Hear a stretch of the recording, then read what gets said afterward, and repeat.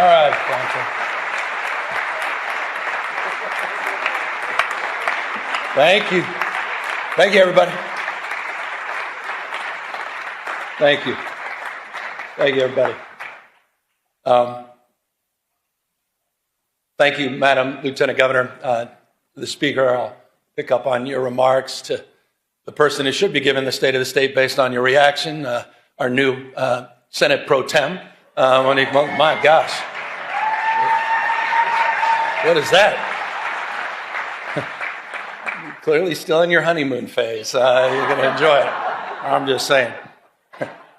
By the way, I was looking for some response from some of the folks over here on the right. When the Speaker said this is his last State of the State, I was assuming DeMaio would look up and maybe applaud or something. So hopefully a few of them are shaking their head. They're looking forward to this. The sad thing for you, you're going to have to endure about 45 to 50 minutes of this. And I say endure because we're all in this together, including myself. The reason I've been back here in a few years is, as you know, I have no problem speaking, and perhaps, sometimes a little more long-windedly than people like. But when it comes to the written text, that has never served me well. I did a little children's book a few years back that sort of exposed the truth, the ugly truth about my challenges with reading. I'm not shy or, embarrassed about my 960 SAT score, but I am a little bit about my inability to read the written text. And so it's always been something that I have to work through and I'm confronting. And so I say that with grace. I say that with the humility that's at hand today. And I also say that in the spirit, as I said, of what the Speaker was saying. For some of you, it may have been a little jarring, what he said. For others, it was more than appropriate. It's the stress that many of us are feeling, the stacking of stress in that journey the Lieutenant Governor is talking about over the last 7 years. And I don't think we've given ourselves the kind of grace that we deserve. We never had time to really reflect on everything we've been together. Last time I talked here was 2020. And all of a sudden, everything was virtual. And we came right out of that, and the social unrest, supply chains, inflation, all this stacking of stress. And so I'll try to reflect some of that in my comments today. I'll say things that may be piercing to some of you, but it's not intended to demean, it's not intended to divide, but I'm speaking from my heart. I'm saying what I think, again, with the grace and humility to know that I am constantly a work in progress. I'm learning on this job, 7+ years in, learning every single day, and proud in closing as I jump into the speech of all of you and all that I've learned from each and every one of you, each and every one of you, regardless of your politics, regardless of your faith, regardless of where you live and who you voted for. I just want to express gratitude to every single person in this chamber, to every single person that shaped who we are today and what this state represents, not just today, but tomorrow.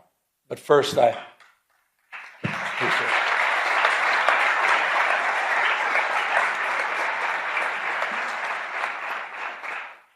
Speaking of shaping things, I've been thinking a lot about, your final speech. Think about your life. Think about your journey. Think about the things that shaped you. And I'll begin a little bit with that, about having spent nearly my entire life, now almost 6 decades, along the rivers of this remarkable state, from my youthful days on the upper American River with my dad to my time with my own children downriver, not too far from here. Those rivers that have shaped the story, not only my life, but shaped the story of California, a sense of place, from native people shaped by these rivers to men who extracted riches from their silt. The shout of Eureka, Eureka. It's when the madness began. Fortunes were made, fortunes were lost, time over and over again. Farmers who worked the soils nourished by those rivers, settlements that turned into towns that turned into thriving American port cities, industries and our state flourished. Through 2 world wars, a Great Depression, and social upheaval, booms and busts, California endured. California thrived. And the rivers, they kept flowing. For 175 years, California has been a marvel of invention and reinvention, disaster and recovery, grit and ingenuity. We've found ways to build the future over and over. But today, that spirit is being tested. We face an assault on our values unlike anything I've seen in my lifetime. The federal government, respectfully, it's unrecognizable, protecting the powerful at the expense of the vulnerable. Their credo seems to be about fear, fear of the future, fear of the stranger, fear of change.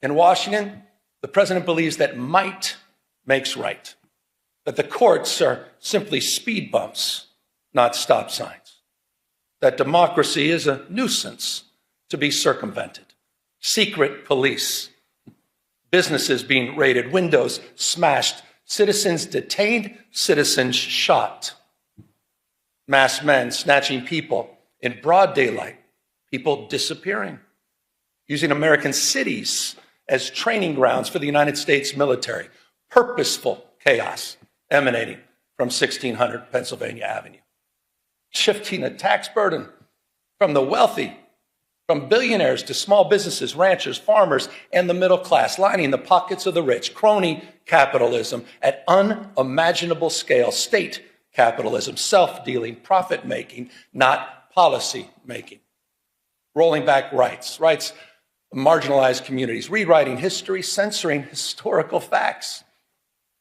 Their politics, some politics of some twisted nostalgia about restoring the dynamics of a bygone era. None of this is normal. And it's important to remember at moments like this, the greatest tragedy is not, as King said, the clamor of bad people, but it's the appalling silence of so many good people.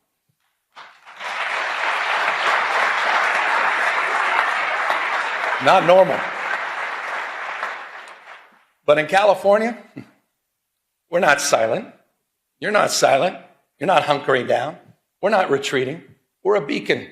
The state is providing a different narrative, an operational model, a policy blueprint for others to follow. This state, this people, this experiment in democracy belongs not to the past, but it belongs to the future. Expanding civil rights for all, opening doors for more people to pursue their dreams, dreams that are not exclusive, not to any one race, not to any one religion or class, standing up for traditional virtues, compassion, courage, and a commitment to something larger than our own self-interest, and asserting that no one, particularly the President of the United States, stands above the law.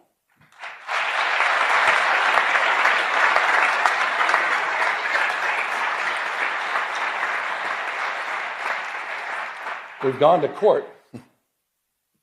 We've gone to court. We've gone to court to protect our people, pushing back against this executive overreach. 52 lawsuits have been filed, funded by you, by the way, in the special session that all of you led. And as a consequence, point of pride for our Attorney General, as a consequence,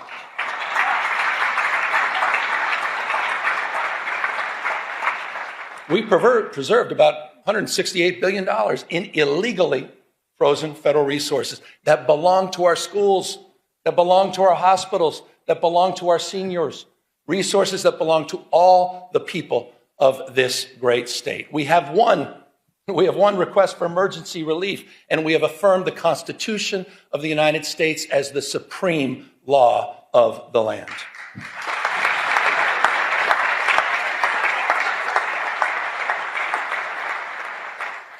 I say this with respect, but mindful.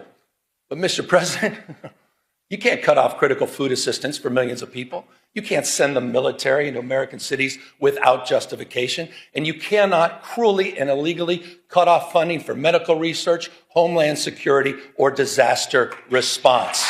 That is wrong. That is wrong. And you have all stood up. You have all stood up. Our Attorney General has stood up. Our Speaker has stood up. Our Pro Tem has stood up. All of you, on behalf of all people in our state. Proud of that. You should be proud of that.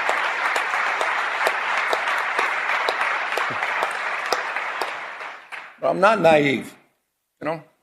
If we're going to keep the faith for the California spirit, we got to do more than just resist what is wrong. We got to keep building what's right. We're not defined, we all know this, we're not defined by what we're against, we're defined by what we're for, opportunity and dignity, derangement syndrome. Look at this state to tear down, try to attack all our progress, but we know the truth. California's success is not by chance, it's by design. We've created the conditions where dreamers and doers and misfits and marvels with grit and ingenuity come to build the impossible.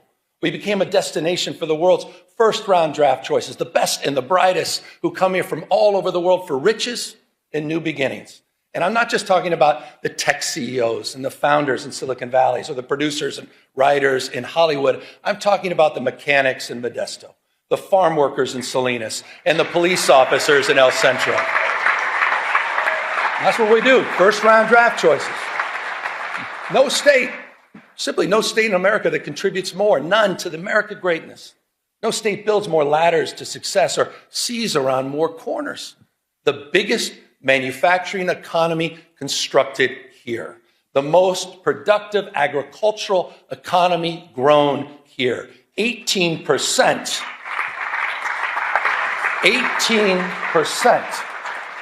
18% of the world's R&D invested right here in California. 1/2 of America's unicorn companies, those companies valued over $1 billion, 1/2 are in the great state of California. And get this, the happiest cities. Right here in California, you know who you are.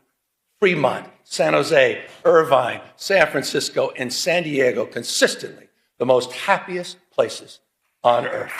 In your state, I think that matters. And it's interesting, isn't it? Those cities, they have so much in common, don't they? And that's proximity. The one thing they all have in common is proximity to the greatest research institutions in the world, the greatest system of public higher education anywhere in the world, this conveyor belt for talent. A proof point, you all know this, but I want to remind everybody, a proof point, just last year, the UCs, they added an additional 5 Nobel laureates to its roster, 1 out of every 3 laureates here in California. Come on. It's almost too much. I was reading this. I don't see this on some of the cable networks. 13,700 active patents in the UC system alone. That's more than any other system on the globe. We simply have no peers. And this, again, I said it earlier, it's not by chance, it's by design. You've created, you've nurtured these steps, big and small. They've emanated from these chambers. You have kept the state stable. You've kept it reliable because you've invested in the California dream. Just last year, building that framework, we worked together to unveil the first concrete economic development blueprint in California's history. It wasn't top down, it's bottom up. It's region by region. Some 10,000 people, remarkable number, participated in the development of this plan. We call it Jobs First. 13 economic and workforce development plans aligned to the universities, aligned to our trade schools. It's a plan that reconciles the macroeconomic story of the world's 4th largest economy, $4+ trillion a year, with the microeconomic reality of 40 million people living here. It's an economic plan that's nourishing. It's an economic plan that's family supporting. For the Central San Joaquin, that means jobs and manufacturing and clean energy, and of course, agriculture. For the Redwood region, it's jobs in tourism and health and forestry and fisheries. For San Diego and Imperial counties, new jobs in high tech, biotech, advanced manufacturing and hospitality. For the Central Coast, new jobs in aerospace, defense, semiconductors, quantum, and ag tech. We're doing all of this in conjunction, by the way, with our wildly successful Cal Competes tax credit program that's helping businesses hire more Californians, expanding innovation all across our state. Proof points, aerospace engineering in Torrance, benefiting hydrogen fuel cell manufacturing in Lancaster, fusion R&D in San Leandro. And in Kern County, this is interesting, in Kern County, Mojave, it's the first steel mill built in California in half a century. That's interesting. By the way, and I'm going to get to the budget in a second, but this is a little bit of a preview. By the way, I'll be requesting all of you, with your indulgence in tomorrow's budget, that we reauthorize. I'll be asking that you reauthorize our tax credit program for an additional 5 years. It is working. You know what else is working? Speaking of tax credits, ever since that first moving image was taken of a horse, some of you may recall this, a horse named Sally in Palo Alto, to the early silent film studios in Fremont in Los Angeles, Hollywood has been one of California's, been perhaps the most California of industries. And that's why we're proud we worked together last year to double down on our film and tax credit programs. And not only keep our iconic industry here, but all the unionized camera operators, stunt performers, wardrobe, and set designers. It's a point of pride, and that program is working and producing real results because of your leadership.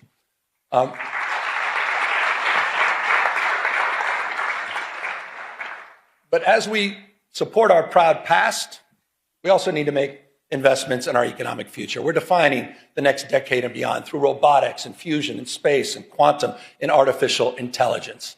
And speaking of which, I understand it goes without saying that no technology holds more promise, also and more peril to jobs, our economy, to our way of life than artificial intelligence. Bottom line is the tech genie's out of the bottle. So the question is not whether change is happening, it is. The question is, what values will guide us into this new frontier? And that's a question you're answering, that we are answering. Last year, we worked together on landmark legislation to create the nation's first rules for responsible, ethical, and safe use of AI. Regulations that provide guardrails that balance risk and opportunity. This was a consensus effort and a template for the nation where you may have just seen, just recently, New York State adopted our approach, your approach here in California, and made it their own. That's California leadership. We're leading the way in this space. It's how we're shaping the future. And it's a unique combination, isn't it, of conscience and capital, of entrepreneurial and innovative spirit that encourages risk-taking but discourages recklessness. Policy that creates predictability, so investors have confidence and innovators have space to dream and do. Compare that to this carnival of chaos on the national stage. All these mini dramas that we have to deal with hour by hour, this sort of vapid day trading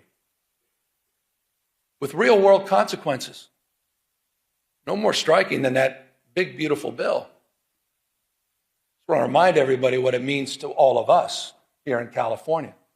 That big, beautiful bill is putting 1.8 million Californians at risk of losing their health insurance. 2 million facing premium increases. 2 million. Cuts in food aid poised to impact some 375,000 Californians. And for what? For what? All to benefit the top 10% of this country. People already own 2/3. Top 10%, 2/3 of the household wealth. Plutarch, Brown quoted Cincinnatus in his last speech. I'll quote Plutarch. Said the imbalance, said this almost about 2,000 years ago. He warned the Athenians. Imbalance, 2,000 years ago. The imbalance between the rich and the poor is the oldest and most fatal ailment of all republics.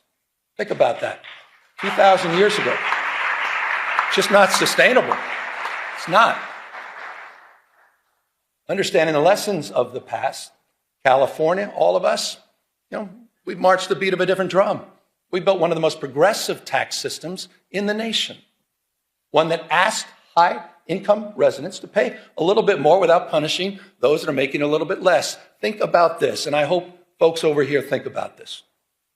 There are 11 states in the United States of America that tax their middle wage earners more than the state of California. There are 16 states in the United States of America that tax their low-wage earners more than California taxes its high-wage earners. So the question to all of you, who are the high-tax states? Just consider Texas. Just consider Florida, the two most regressive tax states in America. They're hammering their low-income earners. They're hammering them more than their wealthiest. Who are the high-tax states? California stands for fairness. And by the way, it's not just in our tax code and our tax policy in more ways than one. And that's why I was proud. I was proud to work with all of you last year, proud to work with the legislature to raise the minimum wage for fast food workers in this state to $20 an hour. And also, that's a point of pride. And how about those healthcare workers? The highest minimum wage in the United States of America, working with you at $25 an hour. But there's some of you probably thinking, no, well, that's just too bad. We should be like Alabama, maybe South Carolina, maybe like Tennessee. 20 states now across this country that keep their minimum wage at $7.25 an hour. Come on. Hasn't been raised in nearly 2 decades, the federal minimum wage. Try to pay rent, try to raise a family, try to pay for an education on $7.25 an hour. Comes down to a simple question, doesn't it? Who do you stand for? Who do you stand for? Do you stand for the rich and the powerful, the most well-connected? Or do you stand for bus drivers and janitors? Do you stand there with special education teachers that are working overtime to support and raise their families? Who do you stand for? Who do you represent? It's reflected in our values. I mean it. We have to answer that question. The good news is you're answering that question. Point of pride.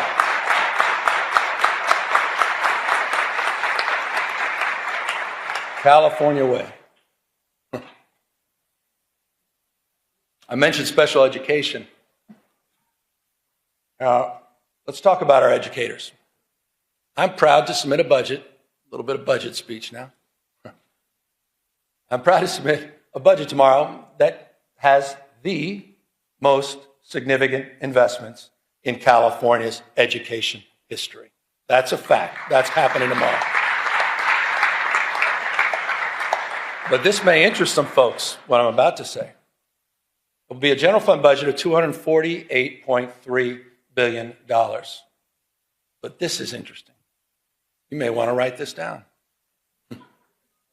It includes revenues that are $42.3 billion higher than we forecasted. $42.3 billion higher. Why? Why? Because our economy's growing. Our population's growing. Why? Because of the energy and daring of entrepreneurs that are growing and dominating in the industries of the future. As a result of that $42.3 billion windfall, by the way, did not even include the December numbers, which just came in almost $3 billion above projection. Interesting fact. Mindful, as we should be, of the erratic nature of our state revenue and our long-term structural challenges that we will discuss in detail tomorrow in the budget presentation, we're going to rebuild our reserves, $7.3 billion. We're going to pay down long-term pensions, and those obligations, over $11.8 billion will be met over the next few years, including $3 billion just in next year's budget. Speaking of obligations, I want to broaden this. Some of the work that we've done together, it's the obligation that we have, no greater obligation than to our kids. And back to the issue of education. That's why tomorrow's budget includes a record-breaking $27,418 per student. We have never had per pupil investment as large as that in our state's history. It's also a budget, we got to celebrate our wins. We forget about these things. It's also a budget that fully funds our brand new grade, TK for All, and maintains our commitment at the same time to reduce class sizes. Fully funded. Also a budget that continues our nation-leading investments and I'm proud. My wife, thank you for the recognition, Mr. Speaker, my wife. But I'm proud, but she hadn't done anything yet. Hold on. But I'm proud of her advocacy and your advocacy, making sure we continue to lead the nation in our investment in school meals. Nearly $1 billion. This is amazing. It's nearly $1 billion breakfast, lunch, and snacks each and every year. We're going to take that to the next level. And it's also, this budget's going to advance the nation's most expansive and audacious plans to eliminate ultra-processed foods at the same time from our cafeteria. California is leading in that space. Now, I say we're leading in that space, but you may have seen the space in that morning paper. You may have seen the space on cable networks where Donald Trump just announced a couple days ago that he will illegally be cutting all federal funding for TANF and childcare in, curiously, just 5 blue states in America, including California. Just think about that as a value proposition. I'm glad no one applauded that. How the hell can you applaud that? These are cuts that are going to throw parents right in total disarray, forcing them to choose between going to work or taking care of their children. And it'll also be cuts that put at risk, Madam Pro Tem understands this, the most significant expansions of childcare in the United States of America that are happening right here in California. Here's the number.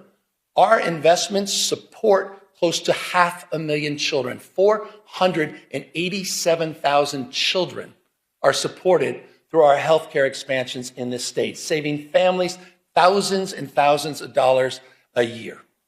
That is a point of pride, and it's a point of privilege to acknowledge the leadership of the Women's Caucus, our new pro tem, and many of you for helping make that happen. It's also a point of contrast with the current administration. Child care is economic development. I'm surprised not everybody's stepping up on that one. Maybe we all don't have families. I'm a dad. I appreciate child care. Look, when we talk about saving families money, let's consider the bold commitment we made just a few years ago as well. And that's to bolster after-school and summer school programs. We bolstered them by providing 9 hours a day of enrichment and 30 days of summer school each year. And I'm proud to say that this budget is going to finish the job to make that pledge universal at every elementary school in the state. We will complete that commitment this year. That's after school for all. We did it. Been promoted for years and years. Look, more hours of enrichment, more literacy coaches, more reading specialists, healthy meals for all, an entire grade for everyone. But we understand it's not just any one of these initiatives on their own. It's also the complete transformation of our campuses through rigorous, relevant, and engaging community schools, one of our most significant achievements over the last few years. I want to remind you, this is important. To date, California's invested $4.1 billion in these life-changing, enriching community schools, supporting over 2,500 campuses throughout the state. And the good news is we're not done. The budget that I will propose tomorrow includes an additional $1 billion to expand thousands of additional high-need community schools in our state.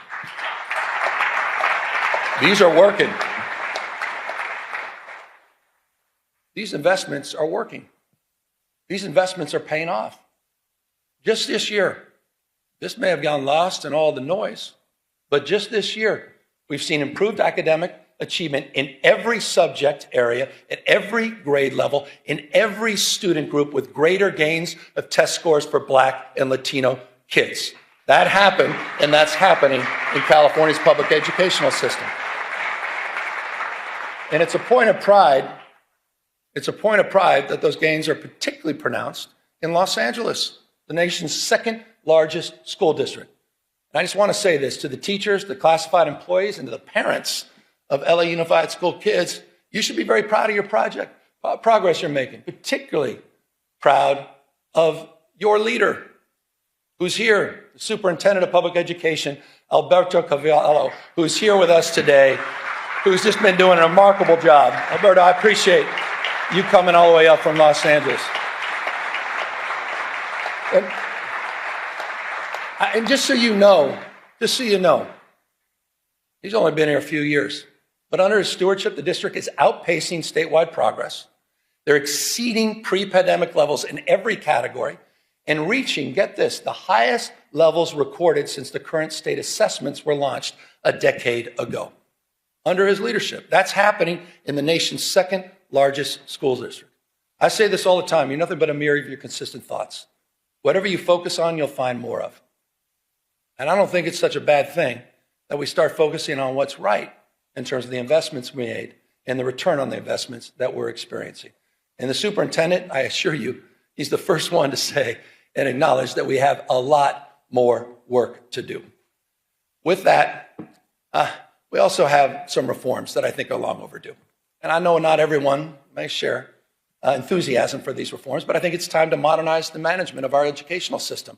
So the budget I'll be submitting tomorrow proposes that we unify the policy making by the State Board of Education and the Department of Education, which I believe will allow the State Superintendent of Public Instruction to align our educational policies from early childhood through college much more efficiently. I believe that's important and long overdue reform.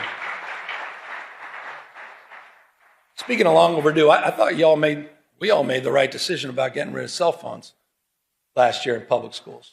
I think everybody can agree on that. And if you don't agree, you're not a parent. Every parent understands this. Our kids are increasingly more anxious, more addicted, less free, less happy, because so much of their lives is lived online. So much of their lives have become performative, right? Measured by external validation, likes and followers. We're watching the spiritual health of our young people erode, quite literally, erode in real time. The vital conversation about what to do, that's played out here disproportionately in these chambers for well over the last decade. So I'm proud of all of you. I'm proud of California's leadership, leading the nation in kids' online safety. Thanks to laws that you've passed, including many that I had the privilege of signing just last year on age verification, on chatbot safety, on parental controls. But recently, you saw the headlines. You may have reacted, some of you a little bit more than others, to some of those headlines in Australia. Started making you think. Are we doing enough? Can we do more? And so the consequences of getting it wrong, you all understand, it's too apparent. Depression, social isolation, some cases, even marginal radicalization. If you think I'm overstating it, what's going on with our young men? What's going on with our boys? Not just online, but also offline. And forgive me for this. I paint a tougher picture. But I thought it was important. You walk into a morgue, you see 5 young people who may have taken their life by suicide. 4 are men. Boys are 14 times more likely to be incarcerated. Boys, 3 times more likely to die from an overdose, twice as likely to be homeless. 1 out of 7 men doesn't even have one friend. And half, this is interesting, may not be surprising to some of you, half of young men have not even asked a woman out on a date in person. Men are struggling. Boys are struggling. The good news is we're responding in this state. I was proud to recently issue an executive order that, among other concrete actions, creates a new service challenge. We call it the Men's Service Challenge. We're calling on 10,000 young men to step up as tutors and mentors and coaches and leaders in their communities. I think that's important. We need more young men. By the way, I saw my wife. She was kind enough to stand up. This is not an ad. But about 20 years ago, she did a landmark film about the misrepresentation of women and girls called Misrepresentation. Oprah bought it. It was very well received. 2 years later, she followed up with a documentary most folks forgot about called The Mask You Live In, 2015, about masculinity and the crisis of masculinity. Not in a toxic sense, not in a pejorative sense, but what was happening with men and boys over a decade ago. This issue is a real issue, and it is not a zero-sum issue. This is not a zero-sum issue. We'll continue nation-leading efforts for women and girls, but we have to address this issue. And it's not, again, just addressing the issue through service that's targeted at boys. It's also service that extends through our larger Service Corps initiative in California. I think this is important. California's Service Corps is now larger than the Peace Corps. No other state can lay claim to that. We have service matters. Shared experiences matter. You want to deal with all this crisis and all this stress? Shared experiences. No one's asking who you voted for. No one asks you where you live. Shared experiences. And we have a College Corps program in this state you have funded. Thank you. The College Corps program, unlike anything else in the United States, over 3,500 students are earning up to $10,000 to reduce their cost of education. And what we ask for in return is 450 hours of service. Service. I'm a Sarge Shriver guy. Service, he said, is the heart and soul of what binds us together. Helping personal character, helping with friendships, as well as helping with careers. And on the career front, I also want to highlight something that you funded. I want to highlight the progress you've made. I want to thank you for the commitment. We created the state's first master plan for career education. It was a 3-year process. We just recently completed it. It creates these seamless, debt-free pathways from school to high-paying jobs with or without college experience. We're integrating new training, strengthening these regional partnerships, and building a new career digital passport so people can track their skills. We set a goal of 500,000 apprenticeships by 2029. Today, we have exceeded that goal. Over 600,000 earn and learn opportunities, more than any other place in the country, have been funded by all of you in this chambers. That is a big accomplishment. No other state can lay claim to that. Apprenticeships matter. And these are folks in the skilled trades, right? These are the electricians and the laborers and the carpenters. And by the way, they're already at work strengthening and building the physical foundations of our state. Right now, in the state of California, we are building more infrastructure projects than at any other time since Governor Pat Brown. That is a fact. It's a fact. And by the way, we've got a website called build.ca.gov. And you'll see when you go to that website, into your districts, into your community, you'll see the progress. $109 billion currently underway, more than 28,000 separate projects supporting over 200,000+ jobs to strengthen this state. Environmental restoration, energy projects, roads, bridges, water, power, rail, ports, broadband, which are getting done for rural communities. Cites Reservoir, the first above-ground water storage in half a century, as well as the world's largest battery and solar storage project, 2,300+ megawatts in Fresno County, all moving forward, but also moving forward under California's new fast-track permitting authority that you authorized 2 years ago. Getting it done and getting it done faster.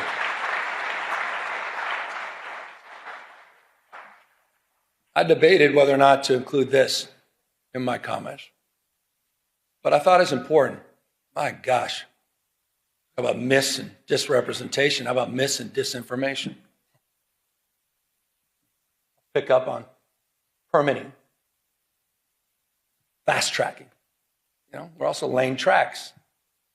Laying tracks, the nation's first high-speed rail system.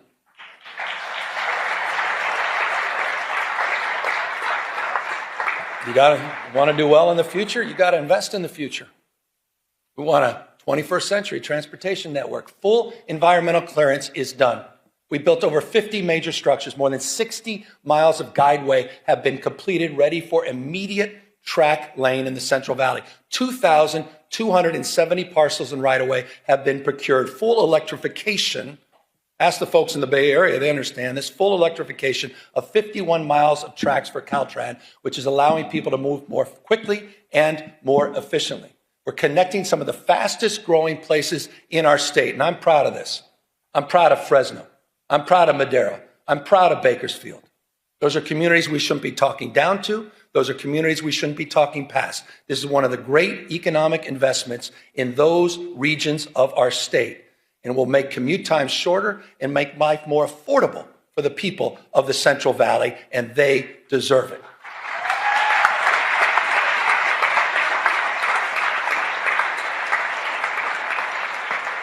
By the way, affordability, it's not a word we just discovered. Certainly not a hoax. So just briefly, here's the way we think about it. I think the way most of us think about it, it's not just one issue. It's a stacking of many, many issues on top of each other.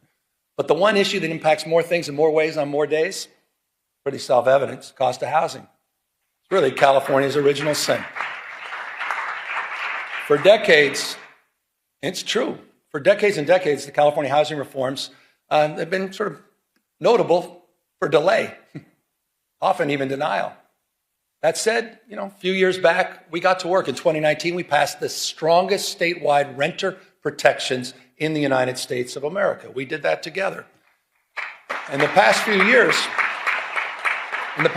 years, we have enshrined the most consequential housing reforms in our state's history. Just last year alone, and I'd have to name check about 20 of you.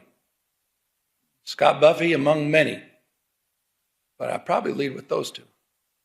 I was proud to sign 61 housing reform bills, clearing away regulatory thickets, forcing local governments, often resistance, to get in the game, and modernizing our environmental review. But we obviously have more work to do, and this year, I hope we can work together, legislature, to focus on the cost of construction, focusing on utilizing new building methods and new technology that are worker-centered reforms that must bring our brothers and sisters in labor along with us. We have that opportunity this year. Build on that. There's another area that also requires our, I think, urgent attention, and that's the institutional investors that are snatching up homes by the hundreds and thousands at a time. These investors are crushing the dream of homeownership and forcing rents too damn high for everybody else. And I just humbly submit, I think it's shameful that we allow private equity firms in Manhattan to become some of the biggest landlords here in our cities in California. It's time to tackle that issue, and I look forward to working with all of you to address it. So in the next few weeks, I've heard from a number of you on this, and I think there's some bills in this space. I look forward to working with the legislature to combat this, at the end of the day, it's just monopoly, it's monopolistic behavior, and strengthen accountability, level the playing field for working families. And that's going to mean more oversight and enforcement, and it potentially is going to mean changing some of our state tax code to make all of this work. Look, Malia liked the word tax. Housing is just one component. Housing is one component on this stack of affordability challenges that we face. And that's why our stack of solutions has included more than tripling the earned income tax credit in this state and providing some $7.6 billion back into the pockets of people since 2019. We've created the Young Child Tax Credit, the Foster Youth Tax Credit, new programs that we created together. And I'll remind you, we increased paid sick leave and paid family leave, allowing eligible workers, this is important, just went into effect, to receive up to 90% of their wages while they're raising and supporting their families. Few states in America are doing that. Through all of these programs, through all of these targeted tax credits, these rebates and program expansions, the average California family now saves $18,000. Not insignificant, $18,000. But I also am mindful and recognize that the new cost of eggs is now your energy bill. The number one driver, by the way, number one driver of your increased energy bills over the last decade has been the cost of hardening our infrastructure and other wildfire-related costs. Respectfully, significantly, not exclusively driven by climate change. That's why I was proud to work with all of you to extend our nation-leading Cap and Invest program for another 2 decades. But when we did this, we were mindful of this crisis as it relates to utility bills. And we provided in that extension close to $60 billion in rebates for your monthly energy bills. This legislature did that. That is a meaningful accomplishment to address the issue of affordability.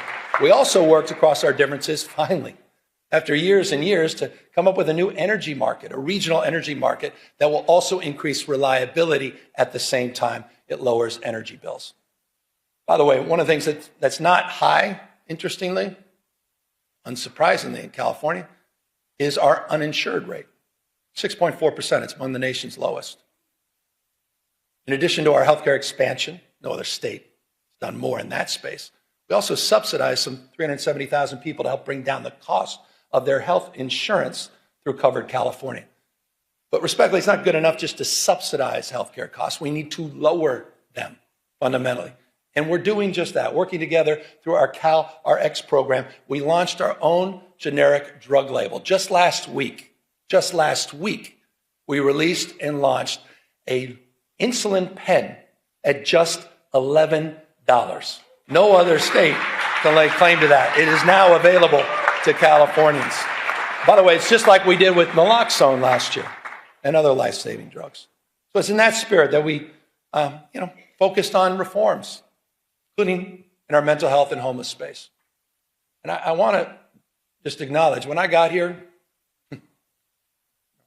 we had no homeless plan, we had no housing plan, we had no mental health plan, there's no accountability, there was little investment. Not a knock, it just wasn't the focus, the priority of Sacramento. It was the responsibility of cities and counties. I know this intimately as a former mayor. When I was mayor, I never thought about calling Arnold Schwarzenegger and say, what the hell are you doing on homelessness? Wasn't even in my consciousness. It was responsibility exclusively of cities and counties. That has fundamentally changed. We crafted new statewide programs. Just think about this. Don't forget about it. You funded Home Key. You funded Project Room Key, that together have taken, quite literally, PolitiFact this, 72,000 people off the streets by converting hotels and motels and other properties into long-term housing. And by the way, we're seeing results. We're seeing results. Early data just compiled. You may have seen this. We just released it. Early data shows, and this is the important number, unsheltered homeless, that the number of unsheltered homeless in California dropped almost double digits, 9% last year in 2025. It dropped in the state of California. First time in over a decade and a half that we can lay claim to that. LA down 10.3%, Riverside down 19%, Contra Costa County down 34.8%. And I'll remind folks, by the way, you think this is unique to California? Overall homelessness in the United States of America went up 18.13% last year. California, 2025, unsheltered homeless, 9% reduction. First time in almost 2 decades. So the investments are paying off, and of course, it's not good enough, particularly for those living on the streets, self-medicating with drug and alcohol addictions, those suffering from bipolar disorder, schizophrenia, and paranoia. But because of your leadership and new tools to address this issue, we've modernized California's landmark conservatorship laws for the first time in over half a century. You created Care Court, a new legal framework to connect people with untreated psychosis to court-ordered services and housing. And the California voters, they did their part. They supported Proposition 1 with a passage in 2024, $6.38 billion. Here's a brief update for folks that just think this is all going to go away on its own and we don't have to make investments. In just 18 months since the voters approved that program, we've already approved 70% of the new treatment beds and slots that were promised under Prop 1. It's the fastest distribution of bond money in California's history. The fastest. 4,000, here's a numeric, 4,236 new locked and unlocked mental health beds, 18,875 new outpatient beds. It's a big deal. And on July 1st, in just a matter of months, this year, we'll implement the second phase of Proposition 1 by redirecting $1 billion a year in annual mental health funding for housing and treatment for people living on the streets, providing counties what they've been asking for, $1 billion predictable every year. So I say this with love and respect to the counties. No more excuses. It's time to bring people off the streets and out of encampments and into housing and treatment. No more excuses. You've done your job, members of the legislature. We have. No more. State vision is realized locally. Localism is determinative. Just is. Period. That doesn't mean our hands are clean. No one's naive about that. And that's why just since 2021, the state has removed, with your support, some 19,000 encampments. And we've worked with providers all across the state to get over 61,000 people out of those encampments and into services. We're seeing results, making streets safer for everyone, fully recognizing that quality of life is at the core of so much of the frustration people feel about our state. And when it comes to quality of life, when it comes to public safety specifically, let's talk about the facts. For the first time in California's history, you stepped up, did something we've never done in the past. You provided grants to police departments, prosecutors, to combat organized crime, retail theft, and hold criminals accountable. You provided $267 million to 55 local law enforcement agencies. We deployed crime suppression teams. We deployed them in Bakersfield. We deployed them in San Francisco. We deployed them in San Bernardino, in Oakland, and recently, because of the tragedy, the shooting in Stockton, we deployed them there. We're supporting local law enforcement. We're also supporting, with the help of the California Highway Patrol, a force that's been bolstered by the addition of 1,000 new officers. And here are the results. Here are the results. We have seen double-digit decreases in crime overall in the state of California. Property crime. Property crime down, aggravated assault down, car theft down, burglary down, robbery down, violent crime down. California cities are seeing record low homicide rates. Oakland, the lowest homicide rates since 1967. LA, the lowest since 1966. My old town, San Francisco. They're going to have to update their talking points, aren't they? My old town, San Francisco, the lowest homicide rate since 1954. 1954.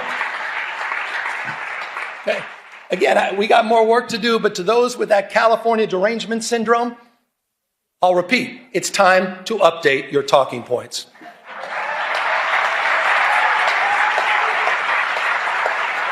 You guys have been working hard at this. No one's walked away from public safety. You guys have been leaning into public safety. We didn't turn a blind eye to this. We invested in it. We did the hard work. We didn't sit by and moralize it. We didn't talk about it.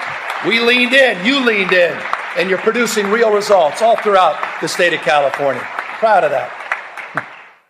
Well, California remains the most blessed and often cursed place on earth.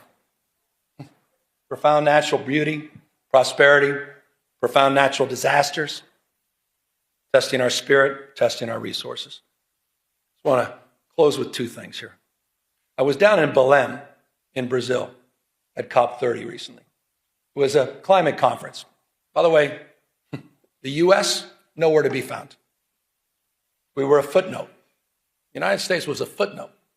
China, close to 800 delegates. United States, not one. Not even a note taker. I want to remind everybody, China today manufactures industrial policy. Manufactures 70% of the world's electric vehicles. They're flooding the global market with increasingly high quality and inexpensive cars. And I just want to say this clearly, so it explains a little bit about our rationale. This is not about green power. This is about economic power. They are dominating the space. They're locking in markets. They're locking in supply chains. They're locking their influence all across the globe. They're cleaning our clock.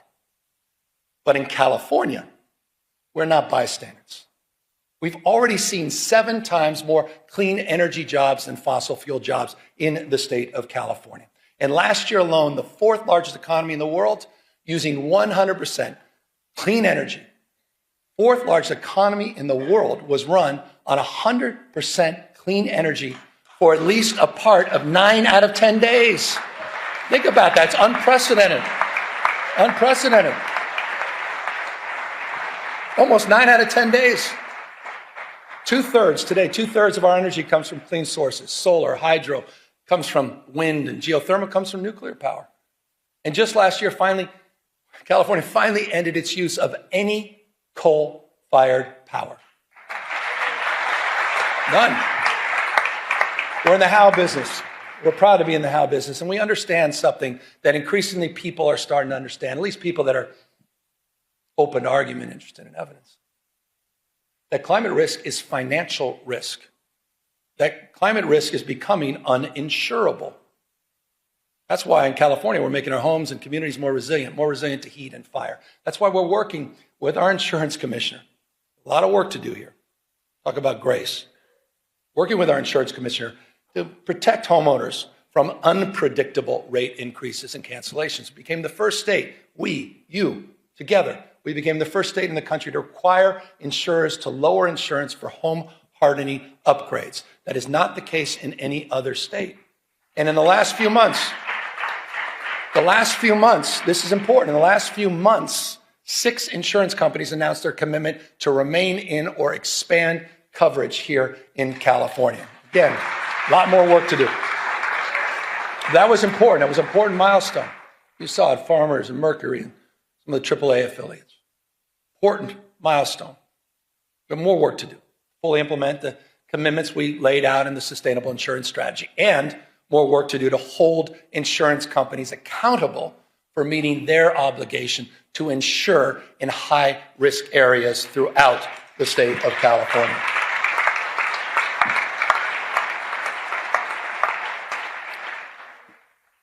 I want to end with this. I was down in LA yesterday. Got back last night, and those insurance stories, they self-evidently, unsurprisingly, were front and center with those survivors that I met. And let me remind everybody, I think it's important. I want to remind everybody what happened a year ago. Put it in perspective. Between January 7th and January 22nd, 48,000 acres burned, the size of 3 Manhattans. 3. Communities torn asunder, Palisades, Altadena, Malibu, Pasadena's. Fires took the lives of 31 people. 31. Destroyed 16,000 structures. So on the sober anniversary, it's not only right that we honor the lives lost, but we also honor the lives of some of the remarkable heroes and leaders, the first responders and firefighters that faced unimaginable conditions.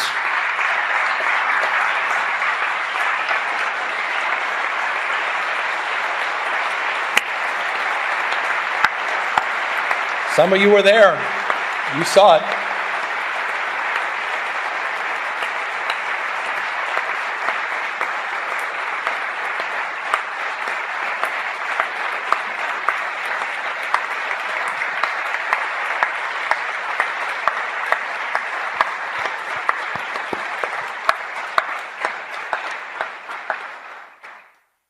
$16,000 at peak, 16,000 personnel working in the arena.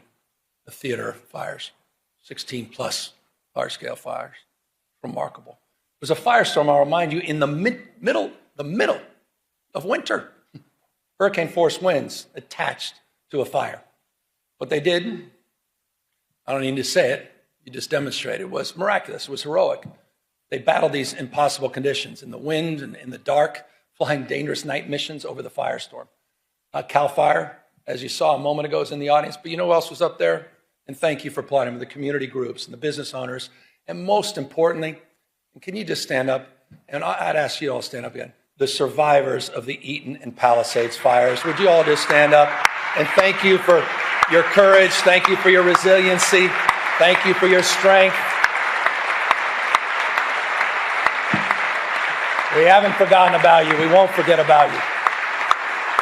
We said we had your back, and we mean it. Thank you. Thank you.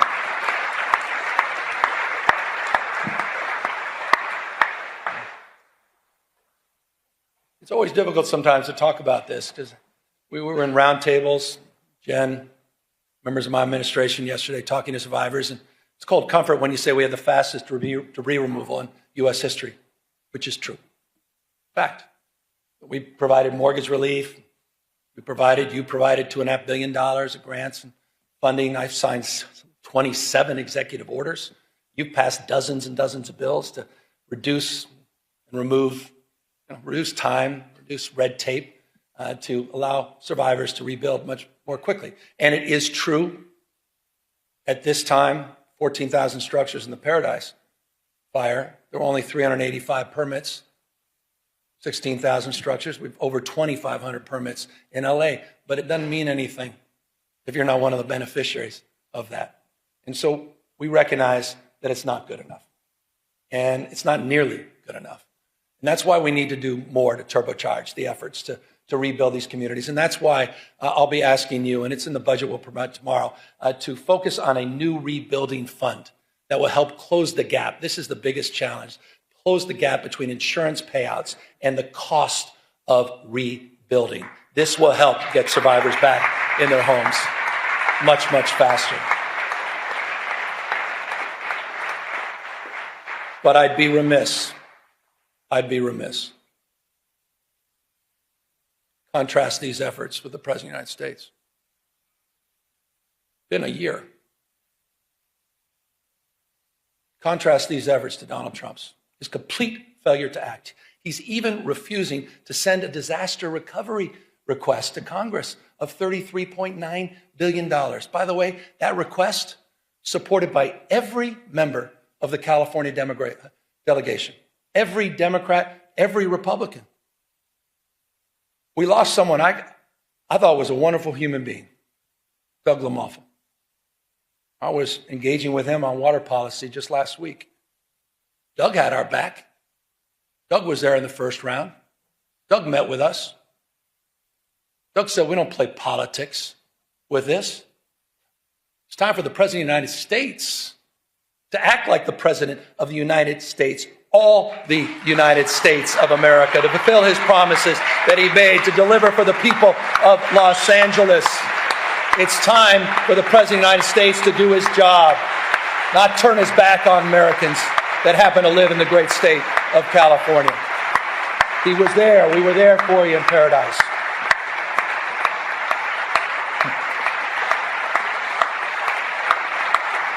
The United States of America. The United States of America.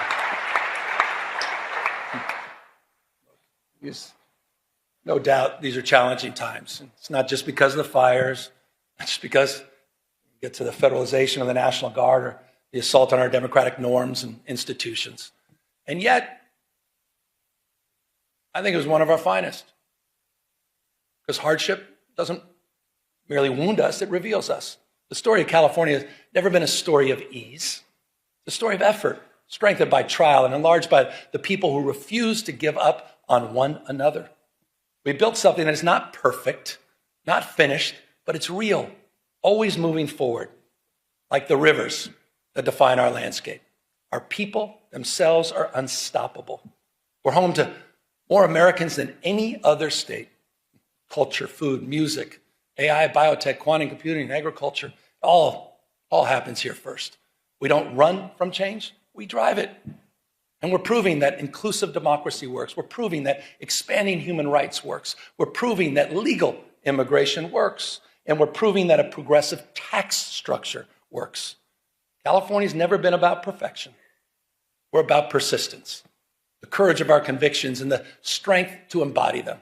That's the California way. And it lights the path for the rest of the world. The work we do, the work you do, building a California where every person can see themselves is never ending. And so we continue on. Because years from now, we can tell our children we did not settle for the world as it was. We can say with pride, we built something worthy of them.